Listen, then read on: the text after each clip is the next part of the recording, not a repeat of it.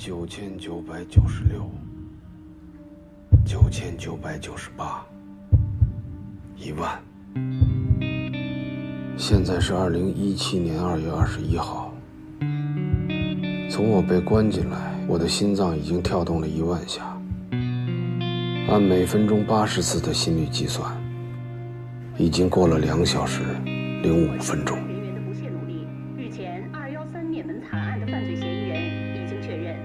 1年前，我被当作杀害吴征一家5口的嫌疑人通缉。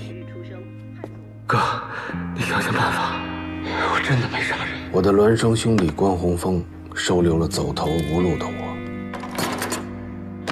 因为我哥患有黑暗恐惧症，所以我开始扮演关宏峰，和我哥日夜交替，出入支队，希望尽快查明真相，洗脱冤屈。我们协助公安破案的同时，也追查到了灭门案的线索，一个警方内部败类叶方舟。就在我们离真相越来越近的时候，市局突然带走了关宏峰。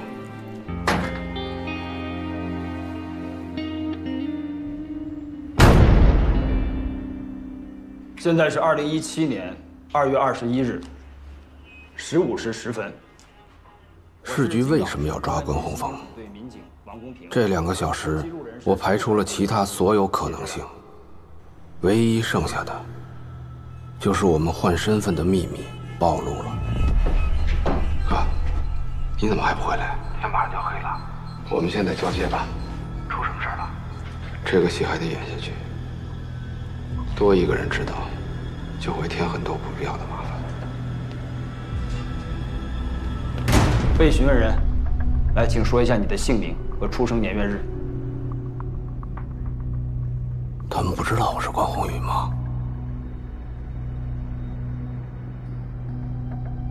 关宏峰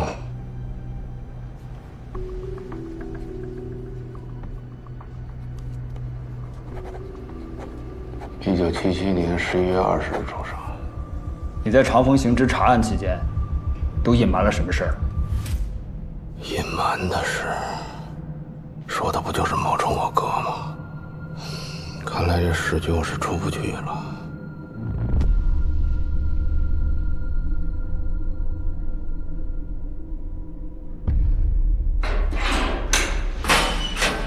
陆局，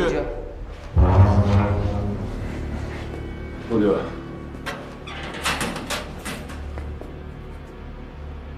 我们狠话直说吧，找你来是因为一个人，他是我们系统的专案行动人员，去年在一次行动中牺牲了。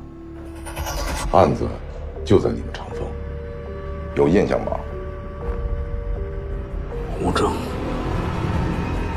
我猜的没错，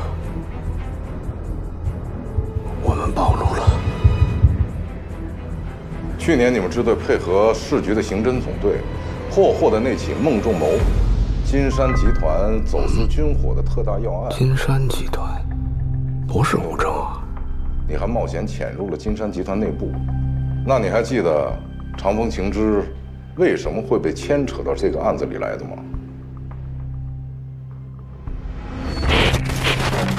林家印，我知道他是不可能辩解的。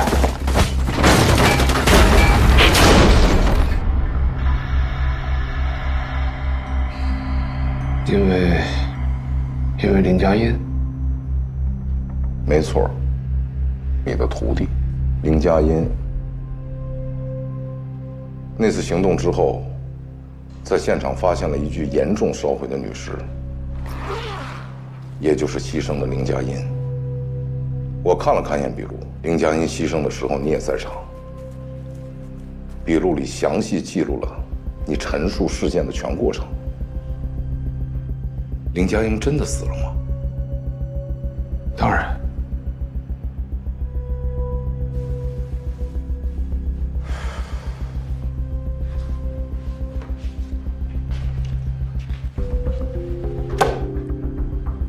你说的没错，他是牺牲了，但不是在那次行动中。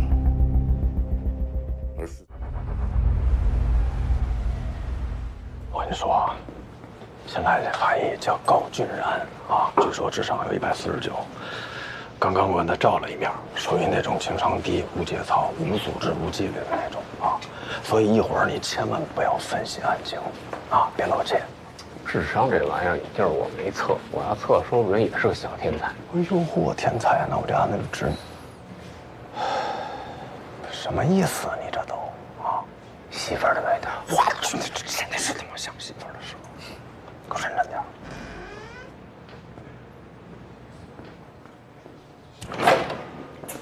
老高，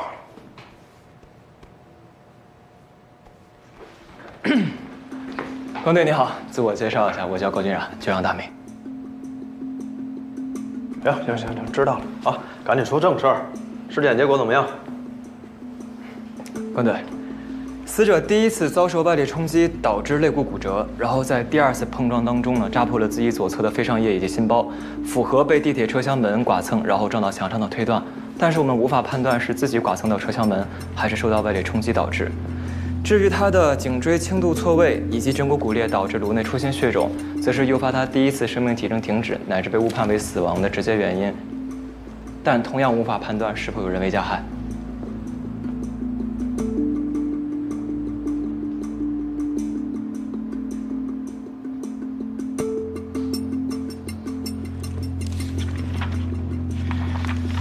我看这上面说他左手这俩划痕是怎么弄的？根据伤口的深浅以及形状来看，应该是被玻璃制品划伤的。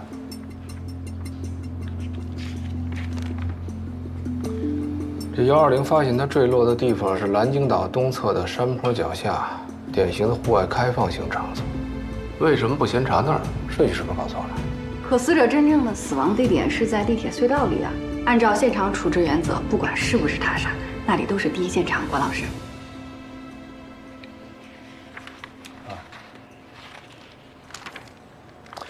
被害人的衣物和随身物品呢？我看一下。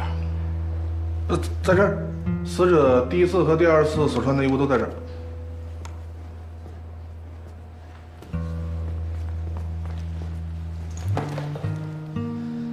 哎呦，小高，你说这人死的太蹊跷了。不管他是怎么从南京岛的山坡上滚下来的，他在冷藏柜里面自己爬出来，穿上衣服走了。这肯定有事儿啊！哎，老关，隔2天之后又死在地铁隧道里。如果说这2件事儿没有联系，我是不信啊。关老师，这套衣服是死者第一次被120送来的时候身上穿的，但估计是苏醒之后他自己没有找到，所以就偷了一件白大褂给穿上了。不过更蹊跷的是，他身上只有零钱，既没有身份证、信用卡这些，也没有驾照、车钥匙，再加上他真正的死亡地点是在地铁10号线，所以我们推断，他应该乘坐的是公共交通。这个人有辆车，有2双鞋，右脚的鞋跟磨损程度，还有这脚面的折损来看，他经常开车。南京岛这么远又不好打车，3蹦子都不去的地方，他估计是自己开车去的。但可是关老师，我觉得这不能明白关老师的意思呢。一个人出门不带钱包，那家里门钥匙也不带吗？手机也不带。就算他第一次跌落下来的时候，那东西被人拿走了，或者在跌落过程当中遗失了，那第2次呢？他在地铁站里面这些随身物品也不带。哦，周哥，你的意思是他把东西放车上了？对，他把手包放车上。手包？手包，看见没有？这2件衣服左胸部和肋部都有磨损，一看这个人就习惯夹个手包。有车，还西装革履的，手里夹个包，应该是一个挺大的老板呀。大老板的手包都有秘书和司机帮着拿的，用不着自己费劲。小周，我问问你啊，这穿几千块钱的皮鞋，这2件一模一样的西装，这能说明什么呢？说明这2双皮鞋是他自己买的，这2件衣服是工作制服。一名30多岁的男性，非体力劳动者，习惯加个手包，穿几千块钱的皮鞋，但不是商人。廉价的西装啊，可是有车，这会是什么样的人？我知道了，关老师，国企或者是事业单位的中层几率比较大。他明明有车，为什么还要挤地铁呢？那得找到他的车和手包，确定了他的身份之后再说啊。这赶紧干活去吧。干什么活儿？我找车和手包啊。去哪儿找啊？找人去蓝鲸岛现场看看那附近有没有他的车。不是你脑子今天进水了是吗？再去枫桥地铁站，从那儿开始沿线往东，所有站外面的那个停车场、过夜车挨个查。过夜车？对啊，如果他是开车去的地铁站，说不准这辆车就在某个地铁的某个停车场。枫桥站往东一共跨了好几个区，沿途一共有15个站，车的型号我们不清楚，这么找不是大海捞针吗？大海捞针也得找，那干的不就这活吗？走啊！关队，您刚才分析死者可能有一辆车，以及对他身份属性的推断，虽然言之有物，但是像这种基础性的推断，是不是警校在校生也可以信手拈来的？149，你干嘛？站里来干嘛来了？捣蛋来了是吗？别那么大火气啊！小哥，你说的没错，我刚才讲的那些都是基础的推断，就好比老周、小周，包括你我，都是从基础在校生一步步走到今天的。所谓天才，不过就是大脑系统给开了个小外挂，用好了呢就事半功倍，没用好就是自欺欺人、偷奸耍滑。你仔细想想，你赖以生存的这些技能，哪个不是从基础2个字一点点的开始的？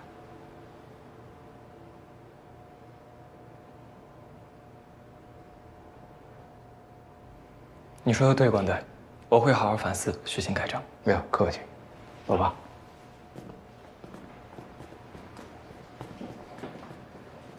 小周，你说关队刚才把死者说成被害人，是在故意考验我吗？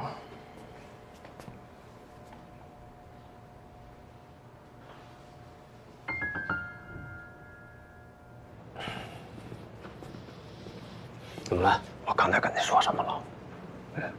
我是不是让你别夫妻案情？你怎么就忍不住呢？案情未定性之前你就说被害人，我告诉你，完蛋了，那小子肯定盯上你了。就是一受虐狂，挨一顿上档次的臭骂就老实了。你以为你在那儿啪啪啪啪啪啪啪你就混过去了啊？那你在抢什么笔记本呢你？啊，我不给你都不行，生拽你的呢。现在是不是指纹留给人家的都不知道啊？真的，就你这样的，我告诉你，电视剧都活不过3集。谁告诉你的？没看过《白夜追凶》？你这的什么白夜追凶？我告诉你，真的，要不是因为天快黑了，我非拿枪顶着你把你给我换回来。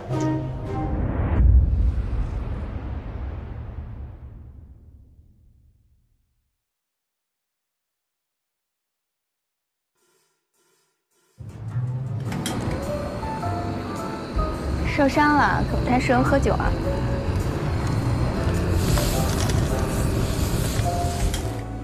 应该不会留疤吧？还好不在脸上。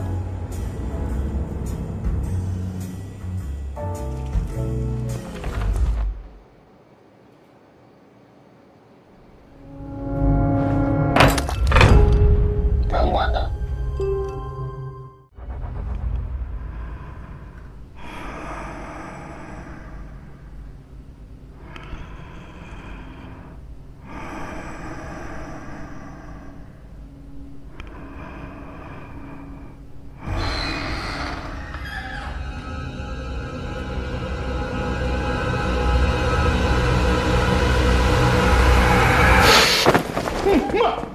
这啥呀？哎呦我，你这段时间你是太累了，梦着啥了？是咋的了？这给我啊？怎么了？不，你刚才睡觉之前吵着自己饿了吗？我这不在那边给你做菜呢，最后一个菜马上出锅，赶紧行，盹出来去吧。啊，这喊你起个床，还给我吓一跳，这。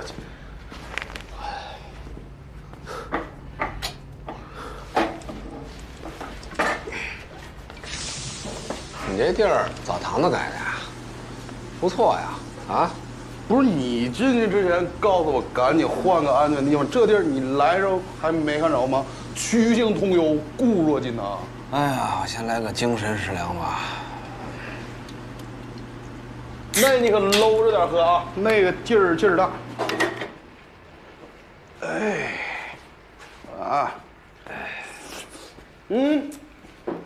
咸淡正好，尝尝啊。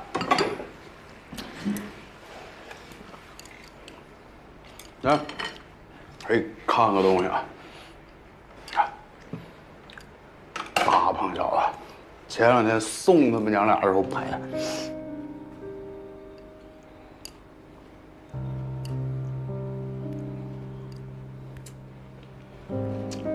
哎，一会儿发给我啊。哎，让他们娘俩受苦了。红爷，你要是 惦记的话，我再折腾一趟，把他们娘俩接回来，到时候就住我这儿。你放心，绝对安全。只要你不担心亚楠住我这事儿揪不成。行了，别开玩笑了。来，你这一段跟峰哥见着没？反正有空你去看看他，跟他聊聊天什么的。 我觉得他最近状态不好。啊？你俩还讲着啊？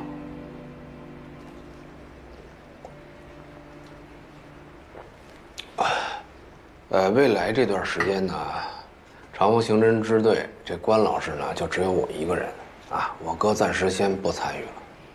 就你哥那一摊，你自己能盯得了吗？盯得了吗？了吗是谁呀？了啊！我还告诉你，我这刚一上岗就帮他们破了一案子。 那你自己给破一个案？那你你等，别自己喝呀，这杯得敬你啊！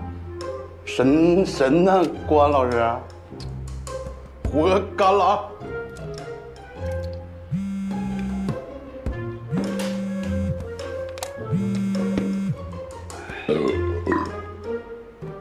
喂。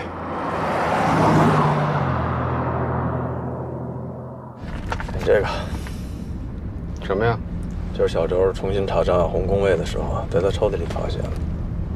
里面大概意思啊，就是说高栋也是自愿把他那套别墅的另一半产权赠与张亚红。怎么样？我没说错吧？啊？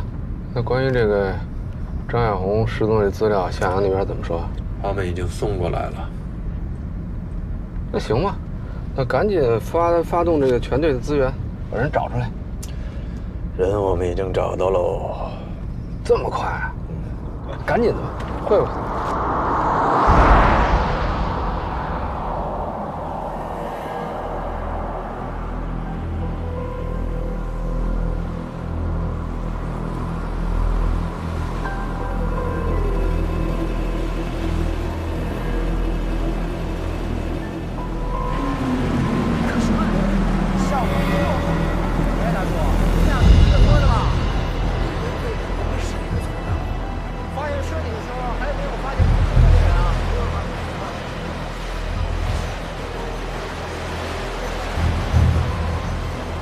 你不是要会会他吗？啊？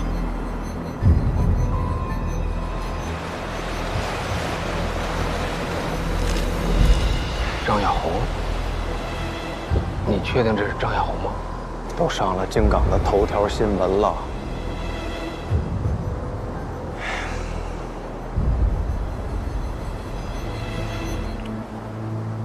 高法医，你不需要留在现场吗？ 情况不是已经很明显了吗？脖子上的指压痕迹应该是被掐死的，也就是机械性的窒息。根据尸体可见裸露的皮肤上尸斑的移位情况来看，这并不是第一现场。不过抛尸时间跟死亡时间应该相差不过2、3个小时而已，而且尸体被海水泡发的腐烂程度、死亡时间应该是3到5天之前。关大神探，这次可能要爬菜喽。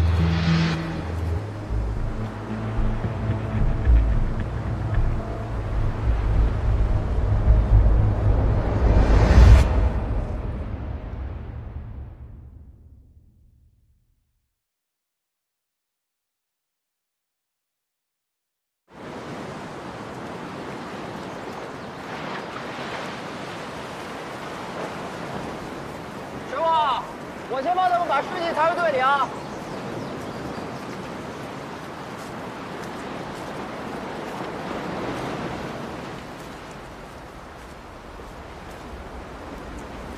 说说，有什么想法？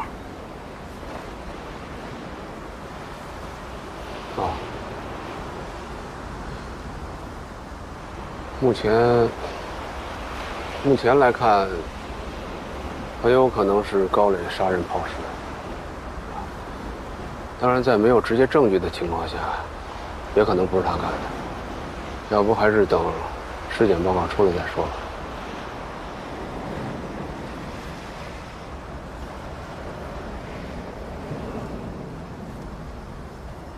高磊开车爬了个坡，是不是就是为了把尸体运到这儿来抛尸啊？在返回的路上不小心从山坡上摔了下去。这也说得通啊，为什么120把他送到太平间的时候身上没有车钥匙？这高栋现在什么情况？高栋2月19号入了境，现在人在京港，但联系不上。我们已经做了边控申请。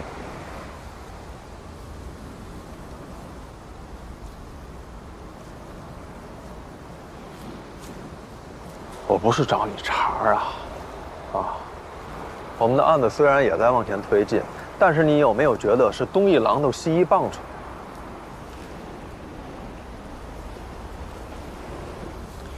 你这话是不是在暗示我，你无时无刻都在想着关洪峰？我想的是破案，人命关天。你不觉着现在案子已经走进死胡同了吗？可是你说过，只要是案子，就总能找到突破口，天总有亮的时候。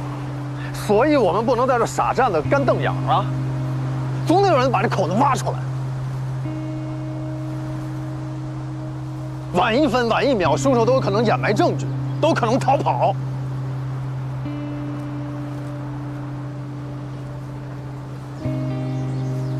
这个人只能是你哥，关洪峰。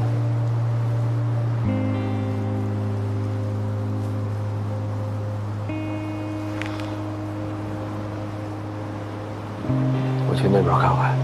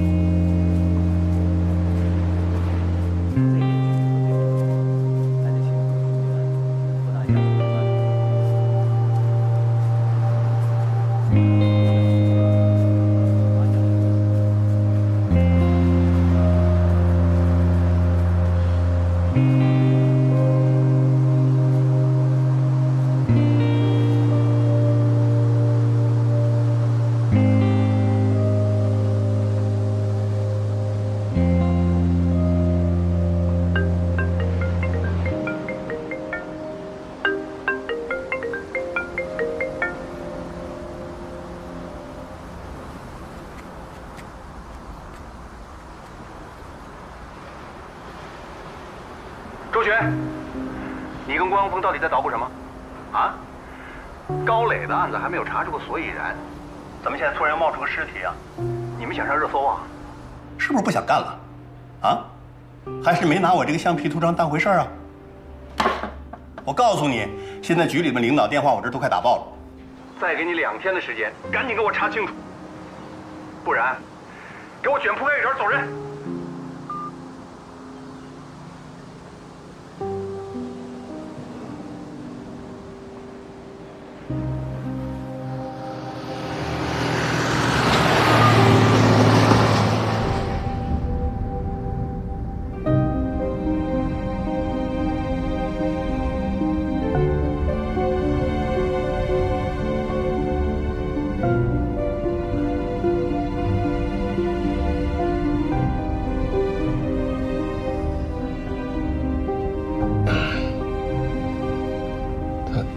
去哪儿啊？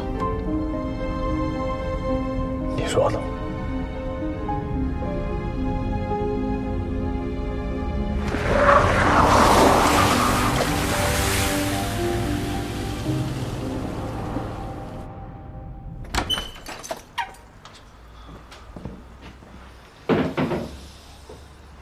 进来呀！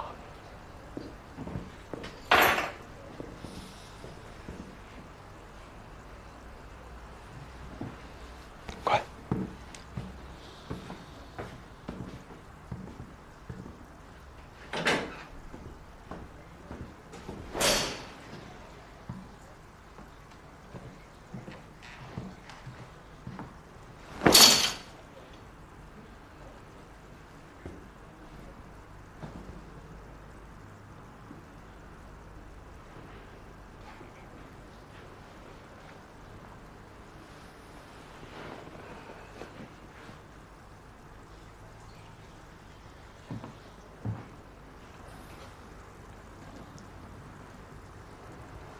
我为什么要帮助你们？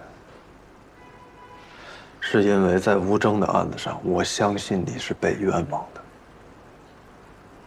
你知道的，这对我而言，不仅是丢官罢职那么简单，很可能有坐牢的风险。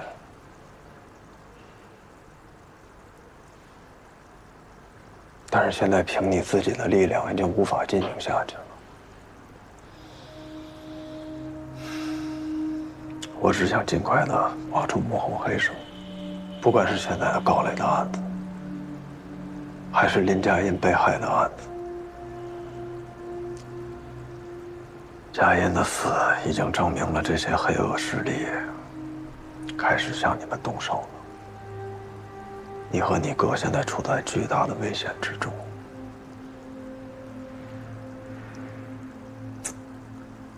我们现在是在和时间赛跑，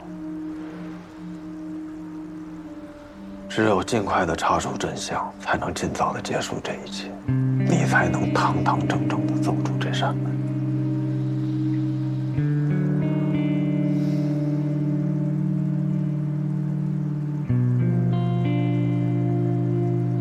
该说的我都说完了。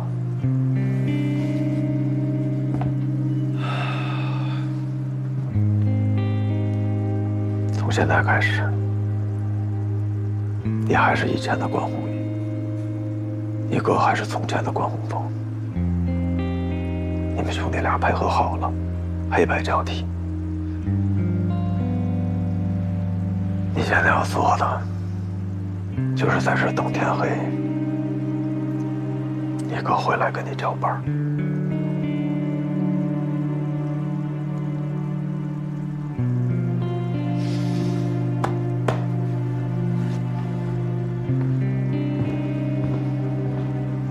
周迅，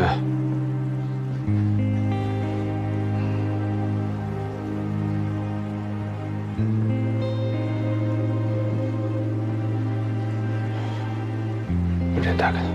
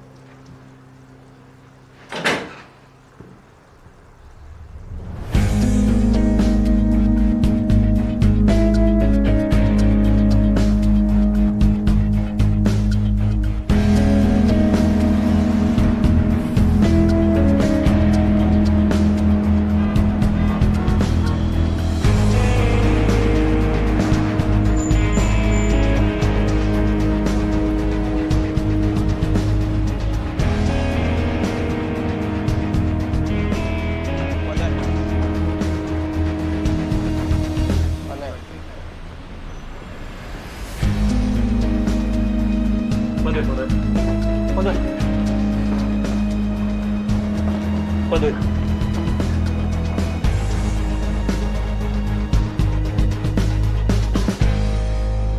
关队，关老师，这个高洞患有霍奇金淋巴瘤，无论这个肿瘤是早期还是晚期，都要做定期的放化疗，甚至要进行全淋巴照射。只要找到类似的病例，就有可能找到高洞这个人。比较困难，我已经询问过了，高东是在美国治的病，基于医患保密原则，就算我们把电话打到大洋彼岸去了，人家也不会透露什么的。关队，刚要去找您，这个是张亚红的临时尸检笔记。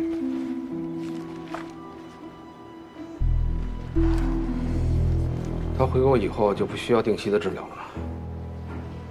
他在国内有没有固定的住所啊？有，但是一直在对外出租，从来没有回去过。关老师，月亮湾的别墅我们也已经查过了，酒店登记呢？我们已经把高栋的身份信息登记录入了，但凡他是持身份证登记入住酒店的话，我们这边都会得到反馈的。没回家，也没住酒店，身份证登记的联网信息根本就没露过头。再加上他身上有这么一个随时有可能需要治疗的病，人会在哪儿呢？医院。关老师，我立即排查全市所有3类甲等医院，还有以及拥有同级别治疗条件的私立医院。不需要排查所有的医院，他这个病需要精密的放疗，对设备要求很高。缩小范围，只查进口过 GE 和 Market 这类设备的医院就行。麻烦你帮我列个清单。没问题。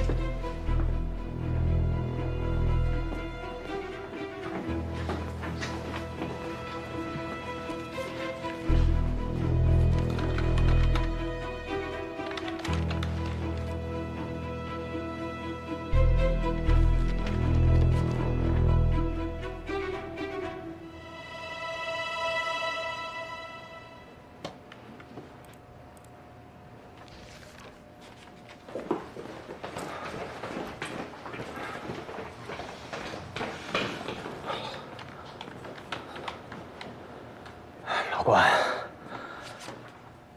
我去上个厕所，你也不等我会儿。张亚红实验报告有新发现吗？张亚红的死亡时间确定是2月18日晚上7点到10点之间吧？我以我的职业做担保。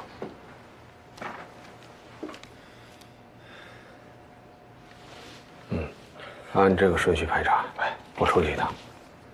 哎，你等我一会儿。哎，老关。师姐，你有没有觉得关老师和之前又不一样了？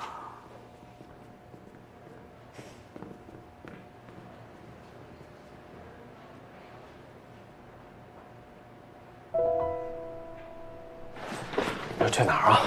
去趟南京岛。我跟你一块儿。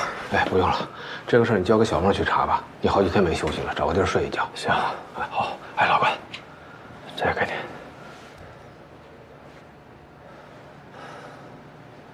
走了。哎。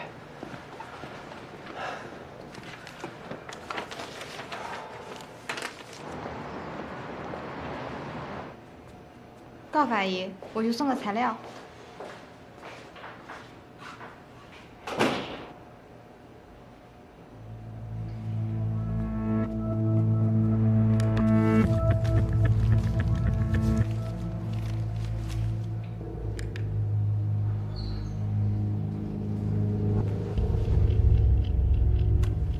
你抢什么笔记本嘛你啊！我不给你都不行，生拽你的。现在是不是只纹6个人家的都不知道啊？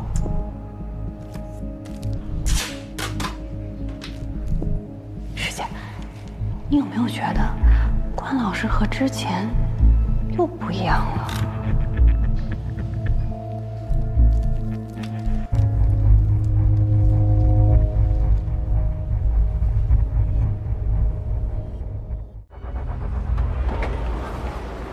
入队。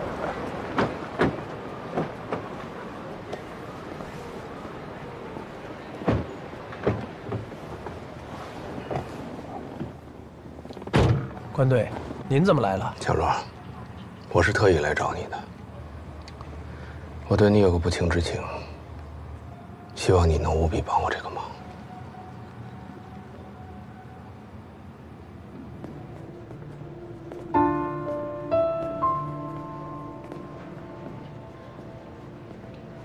佳怡，你为什么擅自脱离专案小组，单独行动？我不想再回去当警察了。说实话，是不是有什么苦衷？如果你指的是身份记录完全被消除，几年如一日过着人不人鬼不鬼的生活，没错。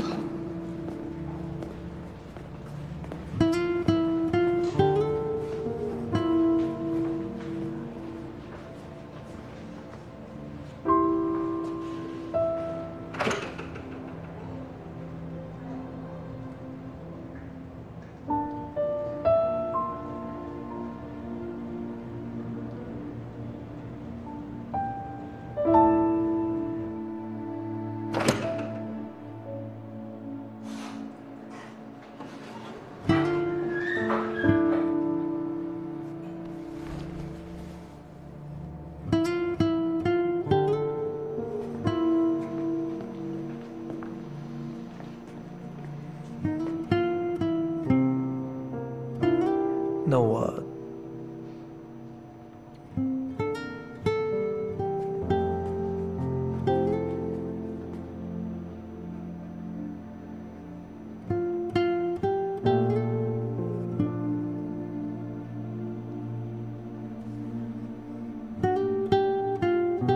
我不会再回来了。这个世界上不会再有林建英这个人。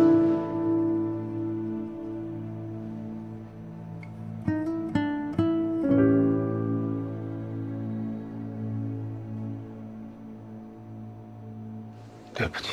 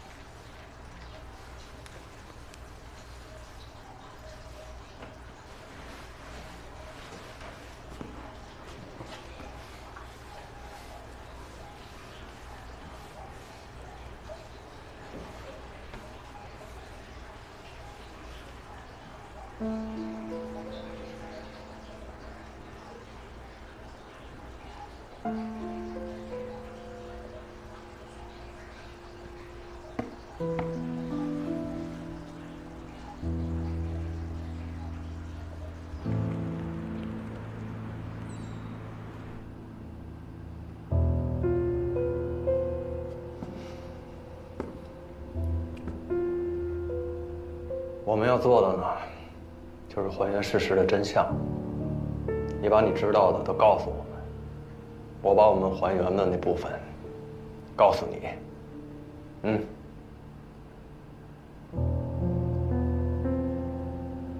你这手机方便吗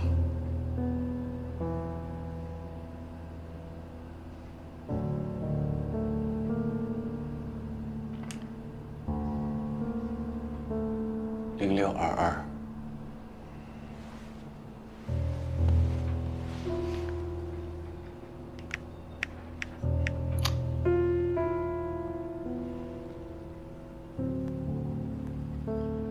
在你认识张亚红之前，据我们判断，你哥对张亚红实施过某种侵害行为。当时可能出于各种原因啊，也有可能是出于压力，他没有揭发你哥。直到你们现在要领证结婚了，张亚红。